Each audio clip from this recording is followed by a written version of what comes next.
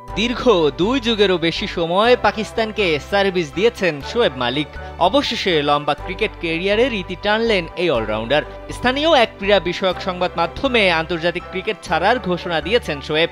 তবে চালিয়ে যাবেন ঘরোয়া ক্রিকেট, এমনটাই তিনি বলেছেন। পাকিস্তানের হয়ে সর্বশেষ ২০২১ সালের নভেম্বরে মাঠে নেমেছিলেন শোয়েব। এরপর আর গায়ে চাপানো হয়নি পাকিস্তানের জার্সি। তবে স্বপ্ন দেখেছিলেন আবারও দলে ফিরবেন, কিন্তু এবার নিজেই সেই স্বপ্ন ভেঙে ইতি টানলেন আন্তর্জাতিক ক্যারিয়ারের। পাকিস্তানের হয়ে আর খেলার কোনো আগ্রহ নেই বলে জানিয়েছেন শোয়েব।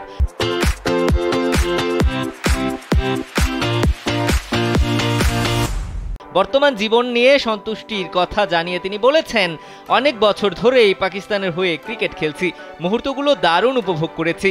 বর্তমান জীবন নিয়ে আমি খুব খুশি এবং সন্তুষ্ট। পাকিস্তানের হয়ে আবারও খেলার কোনো ইচ্ছা নেই।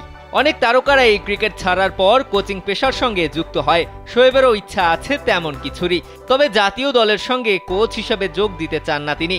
১৯৯৯ সালে ওয়েস্ট ইন্ডিজের বিপক্ষে ওয়ানডে দিয়ে আন্তর্জাতিক ক্যারিয়ারে অভিষেক হয়েছিল শোয়েব মালিকের। আর বাংলাদেশের বিপক্ষে মিরপুরে টি-20 ম্যাচটিই ছিল পাকিস্তানের জার্সিতে তার সর্বশেষ ম্যাচ।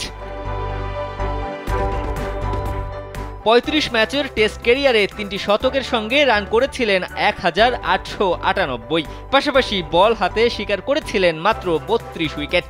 টেস্টের বিপরীত চিত্র ওয়ানডেতে ২৮৭ ম্যাচে ৯ সেঞ্চুরি ও ৪৪টি 50-তে ৭,৫৩৪ রান। অন্যদিকে নামের পাশে উইকেট সংখ্যা ১৫৮।